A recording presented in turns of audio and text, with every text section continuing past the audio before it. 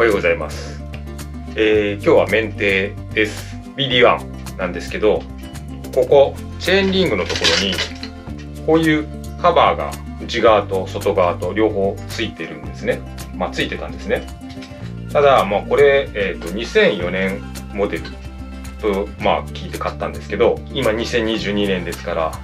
18年前のモデルで、やはり樹脂パーツだったので、これがもうかなり劣化してたようで、ここのネジ止めの部分がバリバリ割れてきちゃって、最終的にもうパカパカになっちゃったので取り外しちゃったんですね。でこれって僕はてっきりそのズボンの裾を汚れから、チェーンリングのチェーンからの汚れから守るバッシュガードだけだと思ってたんですよ。そしたら BD1 の場合、これって折りたたむ後輪を折りたたんだ時のチェーンのたるみで、このチェーンリングからチェーンが落ちるのを防ぐ役割があったんですね。僕それ知らなくて、でっつ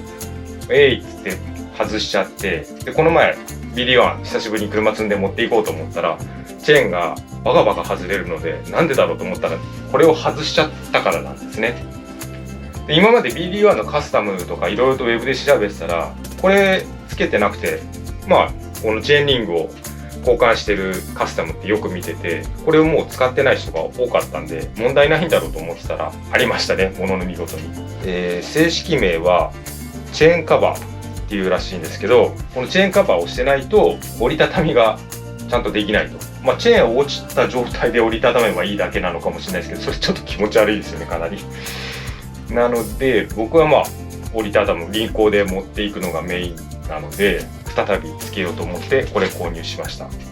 でこれ外側内側がセットで、もうちょっと封上げちゃったんですけど、パシフィックサイクルズジャパンの純正部品になります。チェーンカバー 56T with ボルトという商品名ですね。だからチェーンカバー、この、表と裏ボルトナットのセットになってます。ロールさんのオンラインショップで買いました。で値段が1210円、送料が950円かかっちゃったので、合計で2160円になっています。では早速取り付けてみたいと思います。で取り付けなんですけど、最初これ内側にもつけなきゃいけないので、クランク外さなきゃいけないのかなと思ったんですけど、チェーンを外して落として、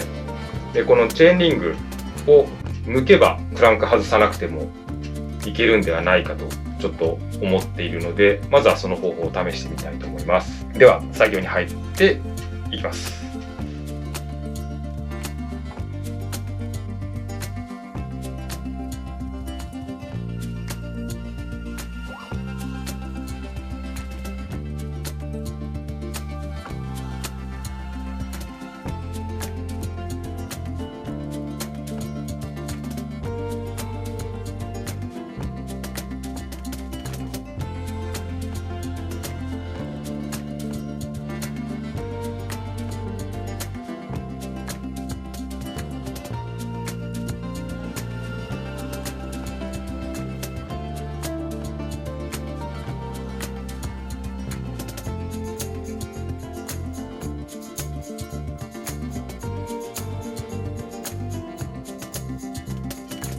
はい、取り付け完了しました。割と簡単だったんですけど、この BD1、このモデルに関しては後ろの、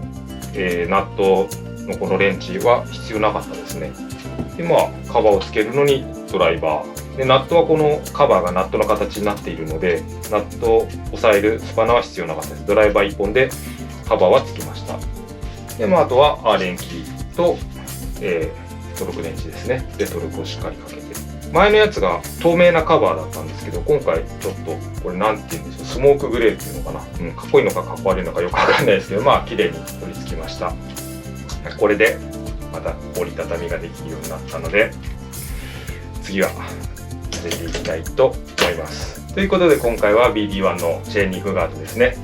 の交換取り付けをご紹介しました。もし参考になった、興味があったという方は、グッドボタンを、それからチャンネル登録まだの方はチャンネル登録をぜひよろしくお願いいたします。自転車を使った旅動画やこういったメンテの話、パーツレビューなんかを発信しております。最後までご視聴ありがとうございました。